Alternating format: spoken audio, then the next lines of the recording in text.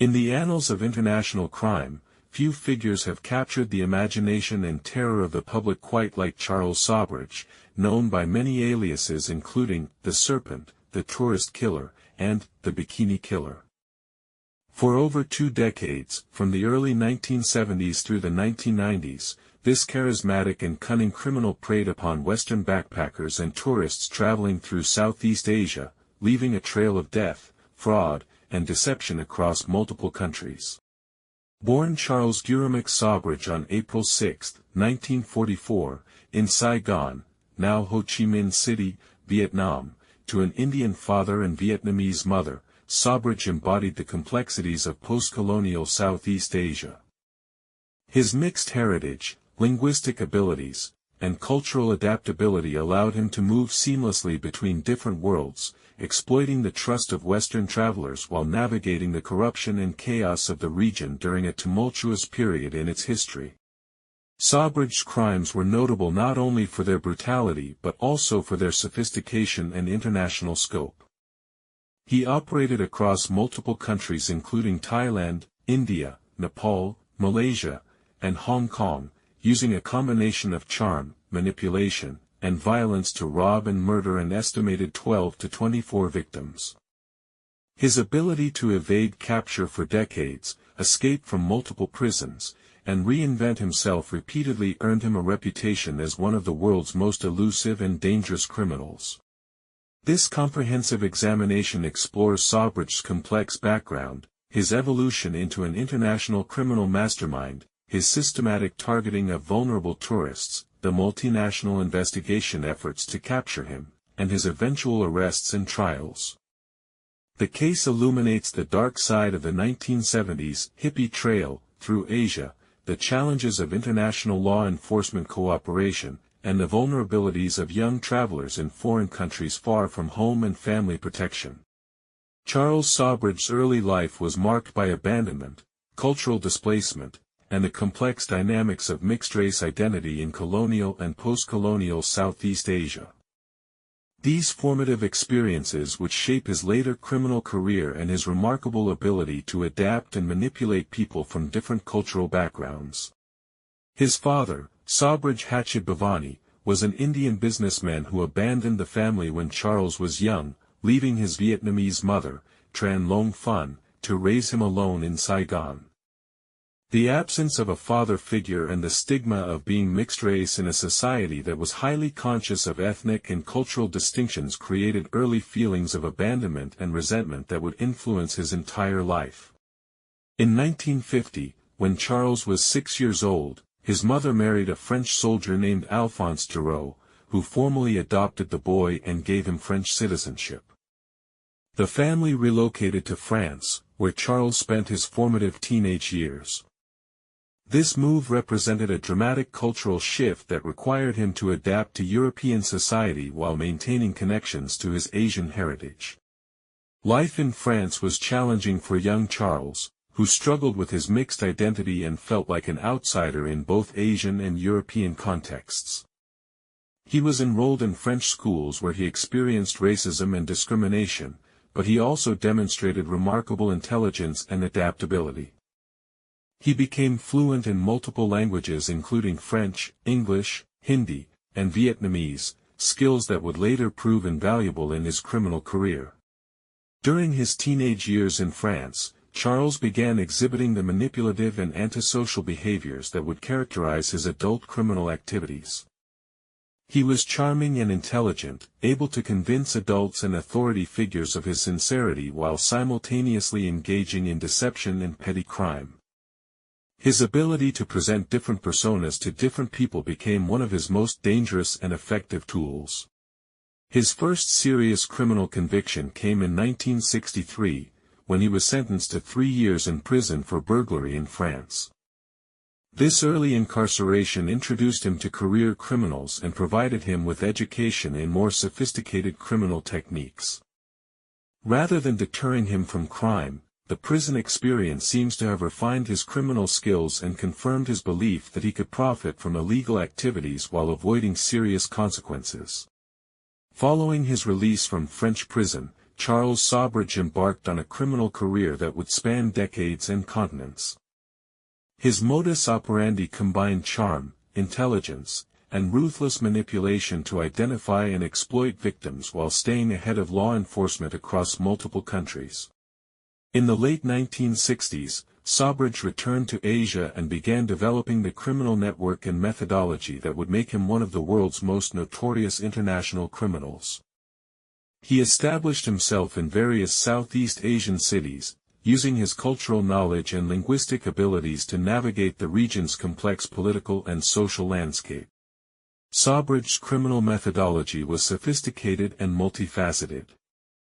He specialized in targeting Western tourists and backpackers, particularly young people traveling alone or in small groups who were inexperienced in Asian travel and vulnerable to exploitation. He would typically approach potential victims in tourist areas, presenting himself as a helpful local guide or fellow traveler who could assist them with travel arrangements or cultural navigation. His charm and apparent sophistication were crucial to his success as a predator. Sobhraj was handsome, well-dressed, and articulate, able to present himself as an educated and worldly individual who could provide valuable assistance to naive travelers. He often claimed to be a businessman, gem dealer, or travel agent, professions that explained his apparent wealth and knowledge while providing cover for his criminal activities. Once he had gained the trust of potential victims, Sobhraj would invite them to restaurants, hotels, or parties where he would drug their food or drinks with various substances including sedatives and poisons. This methodology allowed him to incapacitate his victims without violence while maintaining his friendly facade until it was too late for them to escape or seek help.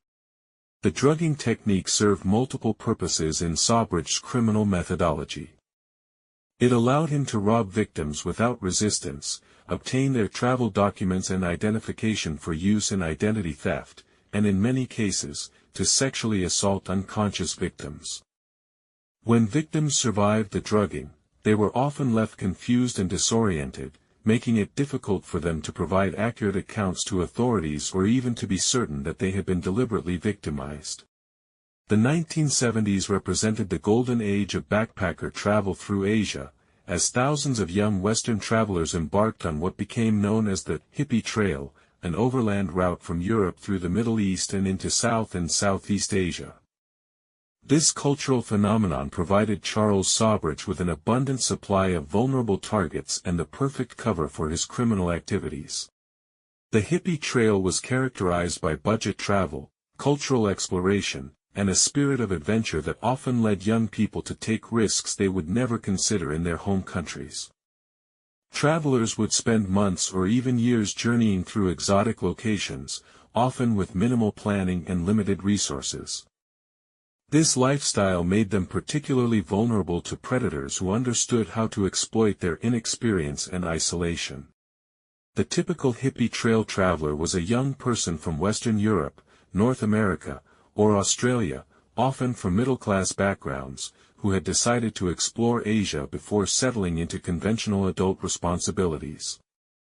Many were recent college graduates taking a gap year, aspiring artists or writers seeking inspiration, or young people simply looking for adventure and meaning in exotic locations.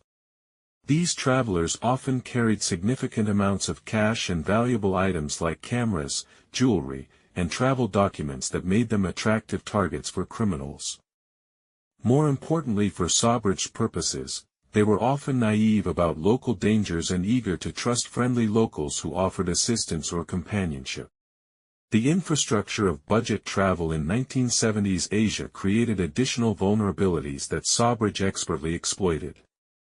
Cheap guesthouses, informal travel arrangements, and the general lack of security and oversight in the budget travel sector meant that travelers could disappear for weeks without anyone noticing or becoming concerned. The cultural gap between Western travelers and local populations also created opportunities for manipulation and exploitation. Many travelers were unfamiliar with local customs, languages, and social dynamics, making them dependent on apparently helpful intermediaries like Sobhraj who could navigate these complexities for them. Charles Sobhraj's early criminal activities in the 1970s established the patterns and methodologies that would characterize his later, more serious crimes. His initial focus was on theft and fraud rather than murder, but the sophistication of his techniques and his willingness to use violence when necessary foreshadowed the deadly escalation that would follow. One of Sobhraj's first documented serious crimes occurred in Paris in 1970, when he was arrested for attempting to rob a jewelry store. However, he managed to escape from custody during a court appearance, demonstrating the escape skills that would become one of his most notorious characteristics. This escape was the first of many that would earn him his reputation as an almost supernatural evader of justice. Following his escape from France, Sobhraj returned to Asia and began developing his tourist targeting methodology. His early victims were typically robbed and sometimes assaulted, but they were generally left alive. However, witnesses to these early crimes noted his complete lack of empathy for his victims and his apparent enjoyment of their suffering and confusion. The evolution from theft to murder appears to have been gradual, with Sobhraj initially using potentially lethal doses of drugs to incapacitate victims without necessarily intending to kill them. However, his willingness to use dangerous substances in unpredictable dosages meant that some victims died even when murder may not have been his primary intention. As his criminal career progressed, Sobhraj began to attract associates and accomplices who were drawn to his charismatic personality and apparent success. These criminal partnerships allowed him to operate more efficiently and to take on more ambitious schemes, but they also created additional witnesses to his crimes and potential sources of evidence against him. The development of his signature poisoning methodology was particularly sophisticated and demonstrated extensive research and experimentation. Sobhraj became expert in using various drugs and poisons to incapacitate victims, often testing different substances and dosages to achieve the desired effects. This expertise made him particularly dangerous because his victims often had no warning that they were being poisoned until it was too late. The mid to late 1970s represented the peak of Charles Sobhraj's criminal activity and the period when he earned his reputation as one of the world's most dangerous serial killers. During this time, he was responsible for a string of murders across Southeast Asia that terrorized the backpacker community and created international headlines. In December 1975, Sobhraj murdered Teresa Knowlton, a young American woman who was found dead in her hotel room in Bangkok, Thailand. The murder bore all the hallmarks of Sobhraj's methodology. She had been drugged and appeared to have been robbed of her valuables and travel documents. This killing marked the beginning of his most deadly period and established Bangkok as one of his primary hunting grounds. The murder of Henk Bintanja and his fiancée Cornelia Hemker in Thailand in early 1976 demonstrated Sobhraj's willingness to kill multiple victims and his increasing boldness in his criminal activities. The Dutch couple had been befriended by Sobhraj and his associates before being drugged and killed in their hotel room. Their bodies were found burned, suggesting an attempt to destroy evidence and complicate identification. Throughout 1976 and 1977, a series of similar murders occurred across Thailand, India, and Nepal, all bearing the distinctive signatures of drugging, robbery, and document theft that characterized Sobhraj's crimes. The victims included Vitali Hakim, a Turkish national found dead in Bangkok, Stephanie Perry, a young British woman killed in India, and Laurent Carrière and Connie Jo Bronzik, a Canadian couple murdered in Kathmandu, Nepal. The geographical spread of these crimes across multiple countries created enormous challenges for law enforcement agencies trying to investigate them. The lack of coordination between different national police forces, combined with varying levels of investigative capability and resources, meant that the connections between these murders were not immediately recognized. Sobhraj's ability to operate across international boundaries with apparent impunity was facilitated by his collection of stolen and forged travel documents. He maintained multiple identities and passports, allowing him to cross borders freely and making it nearly impossible for authorities to track his movements or establish a clear pattern of his activities. The victims' families faced the additional trauma of having their loved ones die in foreign countries with unfamiliar legal systems and limited ability to obtain information about the investigations. Many families struggled for years to get basic information about what had happened to their children and whether anyone was being held accountable for their deaths. One of the most remarkable aspects of Charles Sobhraj's criminal career was his ability to attract and maintain a network of accomplices who assisted him in his crimes while remaining devoted to his leadership. This criminal organization, which included both willing participants and manipulated victims, allowed Sobhraj to operate more effectively while providing him with the adulation and control he craved. The most significant of Sobhraj's accomplices was Marie-André Leclerc, a French-Canadian medical secretary who became completely devoted to him despite witnessing his criminal activities. Leclerc, who adopted the alias Monique, served as both accomplice and victim in Sobhraj's crimes, assisting him in targeting and poisoning victims while being psychologically manipulated and controlled by him. Leclerc's transformation from innocent tourist to criminal accomplice illustrated Sobhraj's remarkable ability to manipulate and control others. When they first met in Thailand in 1975, she was a naive young woman seeking adventure and romance during her travels. Sobhraj gradually drew her into his criminal activities, initially presenting them as necessary for their survival and later convincing her that they were justified by their love for each other.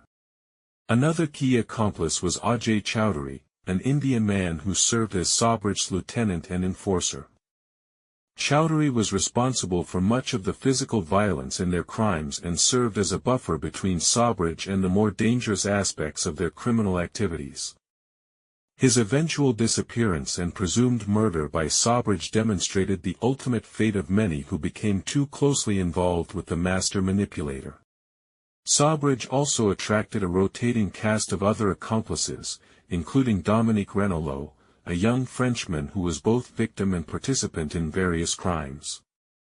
These individuals were typically young, impressionable people who were drawn to Sobhraj's apparent sophistication and success but who gradually found themselves trapped in his web of criminal activity and psychological control. The dynamics within Sobhraj's criminal organization revealed his sophisticated understanding of human psychology and group dynamics. He maintained control through a combination of charisma, financial dependence, fear, and psychological manipulation. Accomplices were often isolated from their normal support systems and made dependent on Sobhraj for their basic needs and identity. The loyalty that Sobhraj inspired in his accomplices was often irrational and self-destructive, with some individuals continuing to support him even after witnessing his violence and cruelty. This loyalty was maintained through a combination of trauma bonding, financial dependence, and Sobhraj's ability to convince others that they were special and chosen for important roles in his grandiose plans. One of Charles Sobhraj's most notorious characteristics was his seemingly supernatural ability to escape from custody and evade capture by law enforcement agencies across multiple countries. His escapes became legendary and contributed to his reputation as an almost mythical figure who could not be held by conventional means. Sobhraj's first major escape occurred in 1973 when he fled from Poissy prison near Paris while serving a sentence for robbery. This escape was accomplished through a combination of careful planning, bribery, and manipulation of prison officials and fellow inmates. The success of this escape established his reputation as someone who could not be held by conventional security measures. His most famous escape occurred in 1986 when he drugged the guards and prisoners at Tihar jail in New Delhi, India, during a birthday party that he had organized and paid for. The audacity of this escape, which involved drugging an entire prison block while making his getaway, captured international headlines and added to his legendary status as a master escape artist. The methodology behind Sobhraj's escapes revealed his sophisticated understanding of human psychology and institutional weaknesses. He would typically spend months studying the routines and vulnerabilities of prison systems, identifying corrupt officials who could be bribed, and developing relationships with fellow prisoners who could assist his plans. His escape plans often involved elaborate deceptions and multiple contingencies, demonstrating the same careful planning and attention to detail that characterized his criminal activities. He would create false identities, establish safe houses, and arrange transportation and financial resources well in advance of his actual escape attempts. The psychological impact of Sobhraj's escapes on law enforcement and prison officials was significant. His ability to repeatedly evade capture and escape from custody created a sense of frustration and helplessness among those tasked with bringing him to justice. This psychological advantage became part of his criminal methodology, as the fear of his escape abilities often led to mistakes and overreactions by authorities. Sobhraj's escapes also served his psychological need for control and superiority over others. Each successful escape reinforced his belief in his own exceptional abilities and his superiority over the systems and people trying to contain him. This psychological gratification appeared to be as important to him as the practical benefits of freedom. Thailand, particularly Bangkok, served as Charles Sobhraj's primary base of operations during his most deadly period in the mid-1970s. The country's developing tourism infrastructure, relatively lax law enforcement, and high levels of corruption provided the perfect environment for his criminal activities. Bangkok in the 1970s was a crucial stop on the hippie trail, attracting thousands of young Western backpackers who were drawn by the city's exotic culture, cheap accommodations, and relaxed atmosphere. The Khao San Road area became particularly popular with budget travelers, creating a concentrated population of potential victims in a relatively small geographic area. Sobhraj established himself in the Bangkok tourist scene as a sophisticated local contact who could help naive travelers navigate the complexities of Asian travel. He frequented the hotels, restaurants, and bars where backpackers congregated, identifying potential victims and studying their travel plans and vulnerabilities.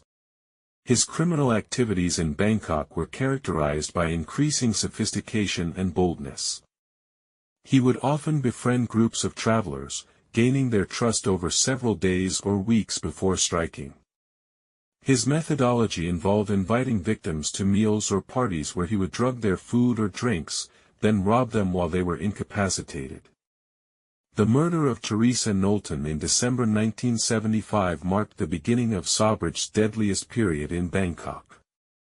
Knowlton, a young American woman traveling alone, had been befriended by Sobhraj and invited to join his group for dinner.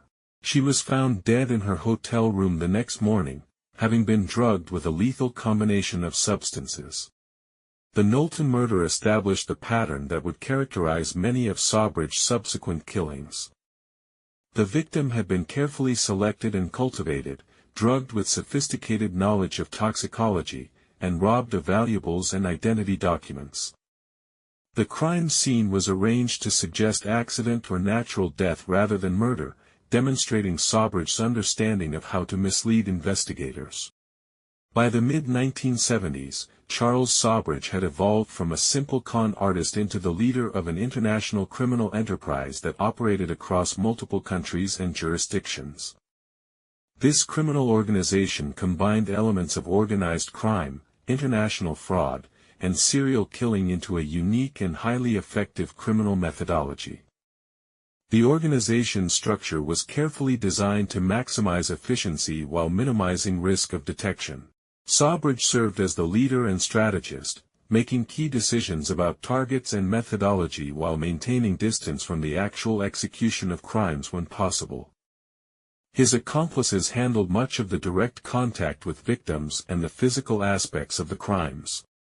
The financial aspects of Sobhraj's criminal enterprise were sophisticated and international in scope. Stolen money and valuables were converted into gems and other portable assets that could be easily transported across borders. The organization maintained bank accounts and safe deposit boxes in multiple countries, creating a financial network that was difficult for authorities to trace or freeze. Document forgery and identity theft were crucial components of the criminal enterprise. Sobhraj and his associates maintained sophisticated capabilities for producing false passports, visas, and other travel documents. These forged documents allowed them to travel freely across international boundaries and assume new identities when law enforcement pressure became too intense. The organization also maintained an intelligence network that monitored law enforcement activities and potential threats to their operations. This network included corrupt officials in various countries who provided advance warning of investigations and raids. The ability to stay informed about law enforcement activities was crucial to Sobhraj's long-term success in evading capture. The criminal enterprise's international scope created enormous challenges for law enforcement agencies trying to investigate and prosecute Sobhraj's crimes. The lack of effective international cooperation in criminal matters during the 1970s meant that information sharing between countries was limited and slow, allowing Sobhraj to stay ahead of investigations by moving between jurisdictions. Charles Sobhraj's murders were characterized by a distinctive methodology that combined sophisticated planning with brutal execution. His preferred method of killing involved the use of drugs and poisons, which allowed him to incapacitate victims without the noise and evidence associated with more violent methods of murder.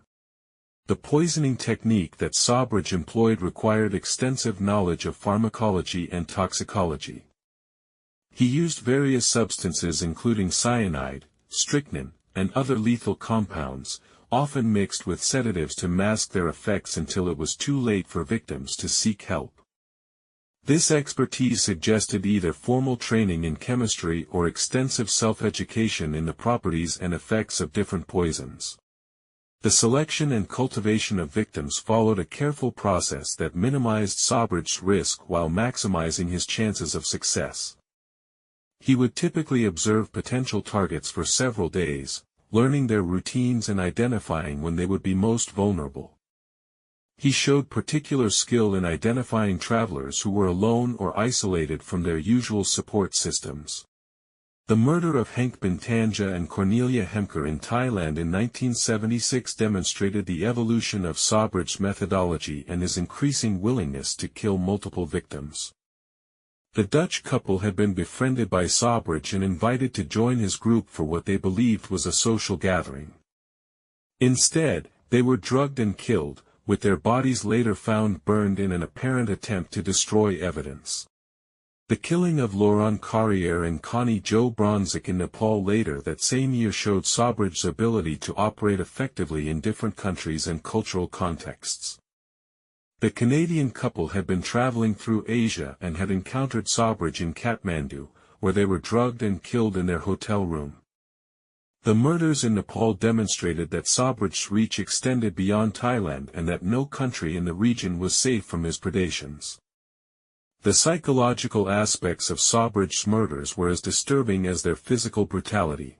He appeared to derive satisfaction not only from the financial gain of his crimes but also from the power and control he exercised over his victims.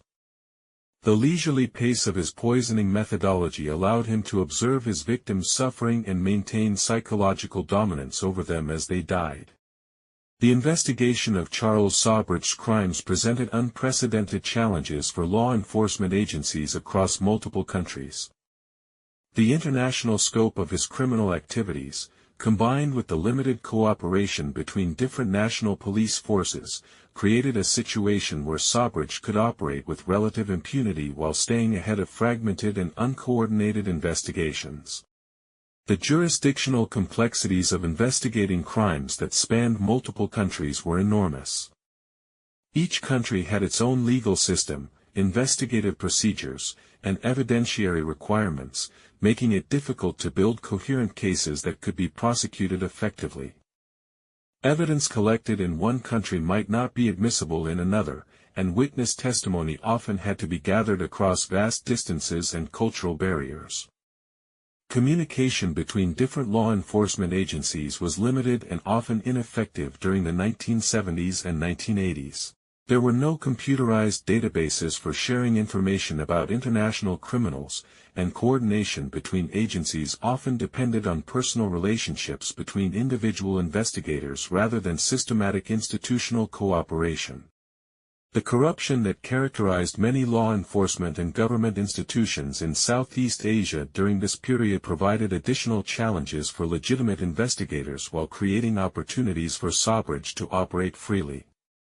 His ability to bribe officials and obtain advance warning of investigations allowed him to stay ahead of law enforcement efforts. Language barriers and cultural differences created additional obstacles for investigators, particularly when they were trying to interview witnesses or gather evidence in foreign countries. The lack of investigators with appropriate linguistic and cultural skills meant that crucial evidence was sometimes missed or misinterpreted. The transient nature of the backpacker community also complicated investigations, as potential witnesses were often difficult to locate and interview. Travelers would move on to other countries or return home before investigators could contact them, taking with them crucial information about Sobhraj's activities and associates. The most significant breakthrough in the investigation of Charles Sobhraj's crimes came through the persistent efforts of Herman Nippenberg, a junior diplomat at the Dutch embassy in Bangkok who refused to accept official indifference to the murders of his countrymen and other Western tourists. Nippenberg became involved in the case in 1976 when Dutch nationals Henk Bintanja and Cornelia Hemker were found murdered in Bangkok. As the Dutch consular official responsible for assisting Dutch citizens in Thailand, Nippenberg was appalled by the lack of serious investigation into their deaths and the apparent willingness of local authorities to dismiss the murders as unfortunate accidents. Working largely on his own time and using his diplomatic contacts and resources, Nippenberg began conducting his own investigation into the murders. He interviewed witnesses, collected evidence, and began to piece together the connections between various crimes that had occurred throughout Southeast Asia.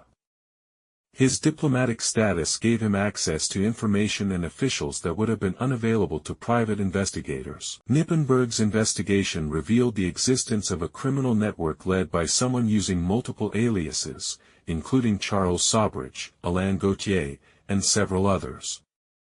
Through patient detective work, he was able to connect various crimes and identify patterns that had been missed by official investigations. The diplomatic cables and reports that Nippenberg sent to authorities in various countries provided the first comprehensive overview of Sobhraj's criminal activities and the international scope of his crimes. These communications helped to coordinate international law enforcement efforts and provided crucial intelligence about Sobhraj's methodology and associates. Nippenberg's work was often frustrated by the lack of interest or cooperation from official law enforcement agencies, who were often overwhelmed by other priorities or reluctant to pursue complex international investigations. However, his persistence and detailed documentation of Sobhraj's crimes eventually led to increased international attention and coordinated efforts to capture the killer. The personal cost of Nippenberg's investigation was significant, as his obsession with the case strained his marriage and career. However, his determination to see justice done for the murdered tourists drove him to continue his efforts despite official discouragement and personal sacrifice. Charles Sobhraj's criminal career was interrupted several times by arrests and prosecutions, but his ability to escape from custody and evade long-term punishment allowed him to continue his activities for decades. His interactions with various criminal justice systems revealed both his manipulative skills and the weaknesses in international law enforcement cooperation. His first major arrest in connection with tourist murders occurred in India in 1976, when he was detained in New Delhi on suspicion of involvement in several deaths. However, the evidence against him was insufficient for prosecution under Indian law, and he was eventually released after several months in custody. This early brush with justice should have served as a warning, but the lack of follow-up allowed him to resume his criminal activities. A more serious arrest occurred in India in 1976 when Sobhraj and his associates were caught attempting to drug a group of French tourists in a New Delhi hotel. This time, there were multiple witnesses to the attempted poisoning, and Sobhraj was charged with attempted murder. However, he managed to escape from custody before trial, once again demonstrating his remarkable ability to evade justice. The most significant early prosecution occurred in Thailand in 1977, when Sobhraj was arrested and charged with multiple murders. Thai authorities had finally begun to take seriously the pattern of tourist deaths and had identified Sobhraj as the primary suspect. However, corruption within the Thai criminal justice system and Sobhraj's ability to bribe officials led to his release before he could be brought to trial. These early arrests and prosecutions revealed the systematic weaknesses in the criminal justice systems of many Southeast Asian countries during this period. Corruption, inadequate resources, and lack of expertise in handling complex international cases created opportunities for sophisticated criminals like Sobhraj to exploit system weaknesses and avoid accountability. The pattern of arrests followed by escapes or releases also contributed to Sobhraj's growing reputation as an almost supernatural figure who could not be held by conventional means. This reputation made him both more dangerous, as it attracted additional accomplices and admirers, and more vulnerable, as it increased international attention and pressure for his capture. Charles Sobhraj's most significant encounter with justice occurred in 1976 when he was arrested in New Delhi and charged with the murder of Israeli scholar Avoni Jacob. This arrest and the subsequent legal proceedings represented the most serious threat to his freedom that he had faced and demonstrated both his vulnerability and his continued ability to manipulate criminal justice systems. The arrest came after a careful investigation by Indian police who had finally begun to coordinate their efforts with international law enforcement agencies. The evidence against Sobhraj was substantial, including witness testimony, physical evidence, and his own suspicious behavior during questioning.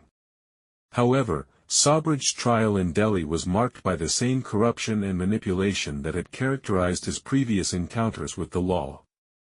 He used his considerable charm and financial resources to influence witnesses, bribe officials, and manipulate the legal proceedings in his favor. The trial became a media sensation in India, with Sobhraj using the attention to present himself as a victim of Western prejudice and colonial justice.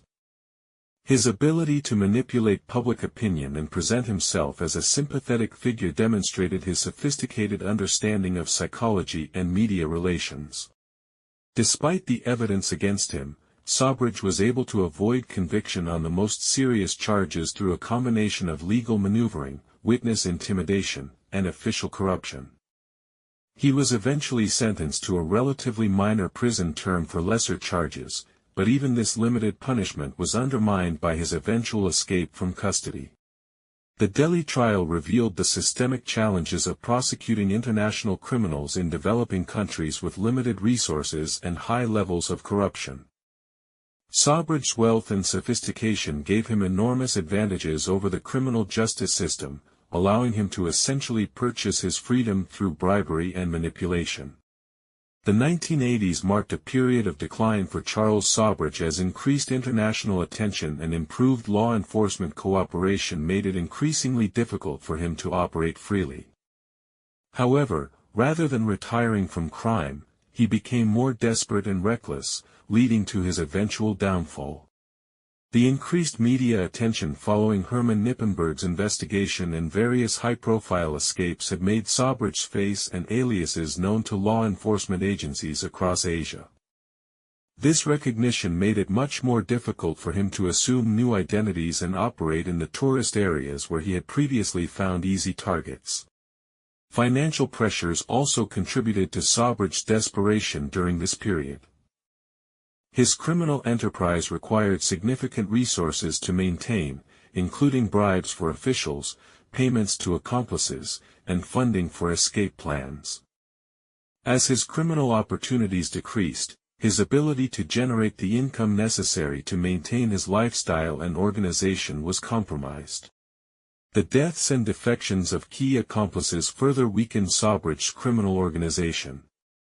Marie-André Leclerc died of cancer in a Canadian prison in 1984, depriving him of his most devoted and effective accomplice.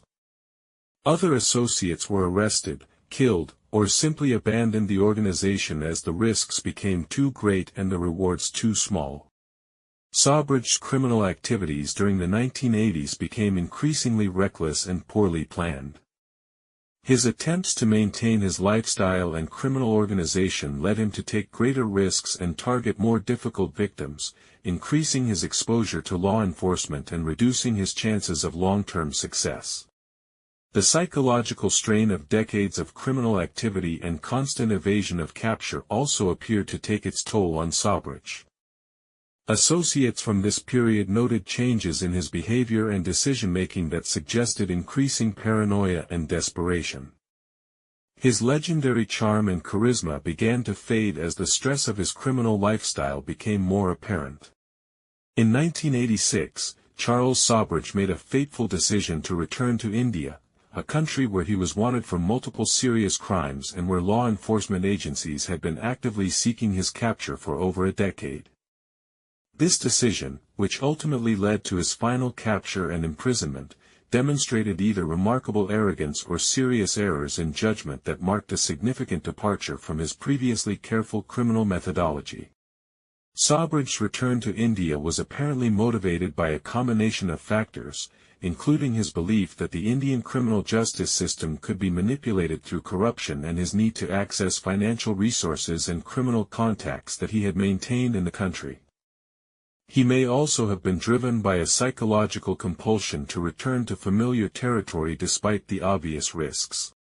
However, the India of 1986 was significantly different from the country he had left in the 1970s. Law enforcement capabilities had improved, international cooperation was more effective, and there was greater awareness of Sobhraj's crimes and methods. The authorities were better prepared to deal with sophisticated international criminals and less susceptible to the corruption and manipulation that had previously allowed Sobhraj to escape justice. Sobhraj was arrested in a restaurant in Goa in September 1986, ending one of the longest international manhunts in criminal history. His capture was the result of careful police work and international cooperation rather than the dramatic circumstances that had characterized some of his earlier arrests. The arrest marked the beginning of a long legal process that would see Sobhraj face justice for crimes committed over a decade earlier.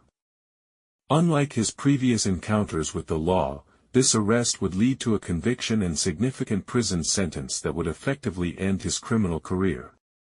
The trial of Charles Sobhraj in India was a complex legal proceeding that attracted international attention and tested the Indian criminal justice system's ability to handle sophisticated international crimes.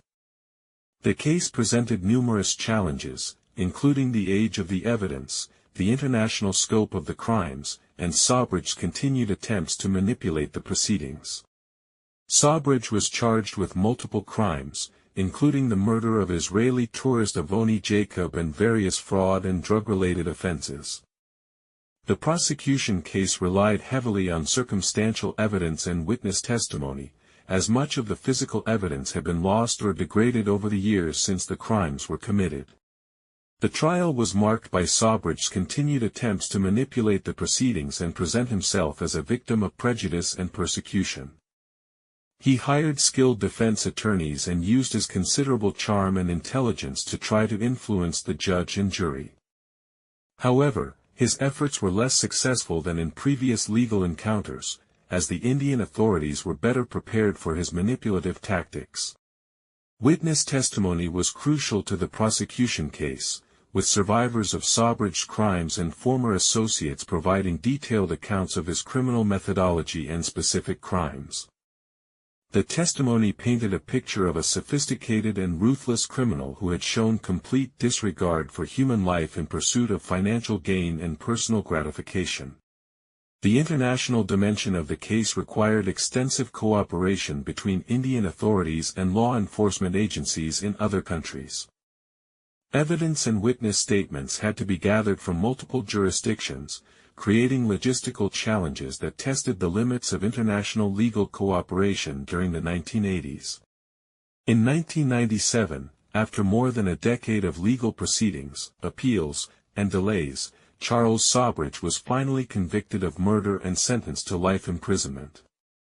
The conviction represented a significant victory for international law enforcement and provided some measure of justice for his many victims and their families.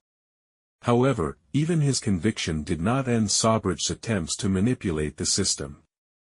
He continued to file appeals, claim innocence, and attempt to influence his conditions of imprisonment.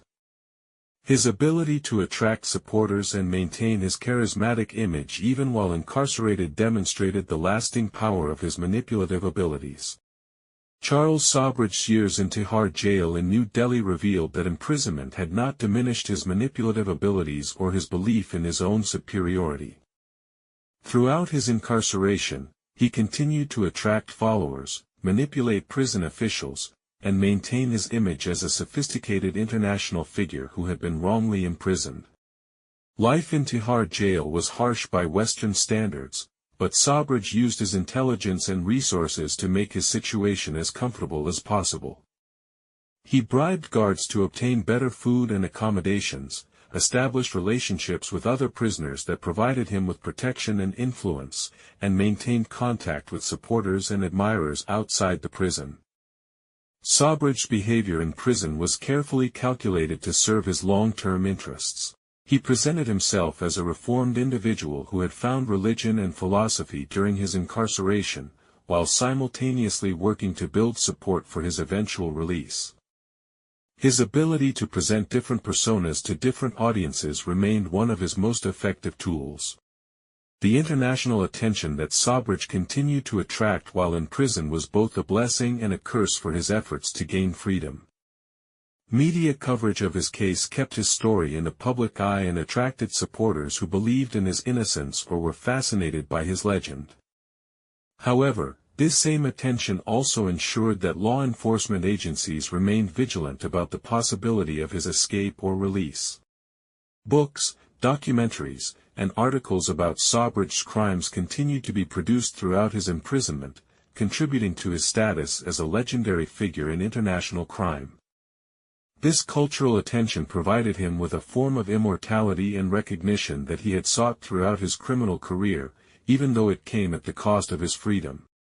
Sobhraj's correspondence with journalists, authors, and admirers during his imprisonment revealed his continued narcissism and his belief that he was a misunderstood genius who had been persecuted by inferior minds. His letters and interviews demonstrated that he had learned nothing from his experiences and remained convinced of his own superiority and righteousness. In one of the most puzzling decisions of his criminal career, Charles Sobhraj voluntarily traveled to Nepal in 2003, despite knowing that he was wanted there for the 1975 murders of Laurent Carrière and Connie Jo Bronzik. This decision, which led to his immediate arrest and imprisonment, has never been fully explained and represents either remarkable arrogance or serious errors in judgment. Sobhraj had been released from Indian prison in 1997 after serving his sentence, and he had spent the following years living quietly in Paris while writing his memoirs and giving interviews about his criminal career. His decision to return to Nepal appeared to be motivated by a combination of factors, including his desire to negotiate film rights for his story and his apparent belief that he could manipulate the Nepalese legal system as he had others. However, Nepalese authorities were well aware of Sobhraj's reputation and were prepared for his arrival.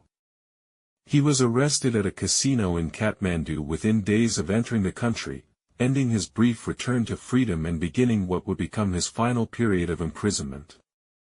The arrest in Nepal attracted significant international media attention, as journalists and crime writers have been following Sobhraj's story for decades and were fascinated by this unexpected development.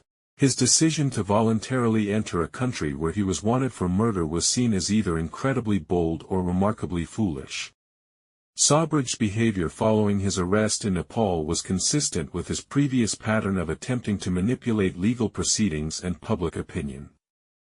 He hired local attorneys, claimed innocence, and attempted to present himself as a victim of international persecution and misunderstanding.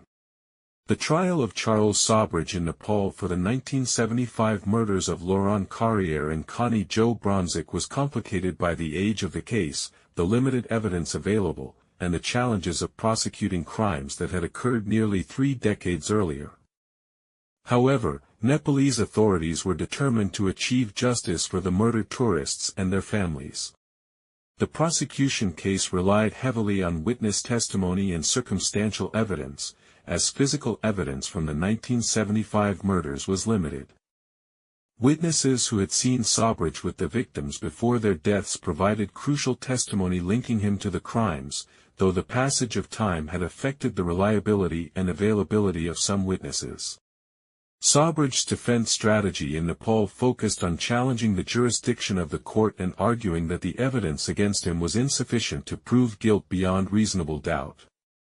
He claimed that he was being prosecuted for his reputation rather than for specific crimes and that the charges were politically motivated. The trial attracted significant media attention both within Nepal and internationally, with journalists and crime writers covering the proceedings extensively. Sobhraj's continued charisma and ability to attract supporters was evident throughout the trial, as he maintained his image as a sophisticated international figure who was being persecuted by inferior legal systems. In August 2004, Charles Sobhraj was convicted of the murders of Laurent Carrière and Connie Jo Bronzik and sentenced to life imprisonment. The conviction represented a significant victory for international justice and provided closure for the families of the victims who had waited nearly 30 years for accountability. The Nepalese conviction was particularly significant because it demonstrated that Sobhraj could not escape justice indefinitely and that international cooperation could eventually overcome the challenges of prosecuting complex cross-border crimes. The conviction also served as a deterrent to other international criminals who might believe that they could operate with impunity across multiple jurisdictions.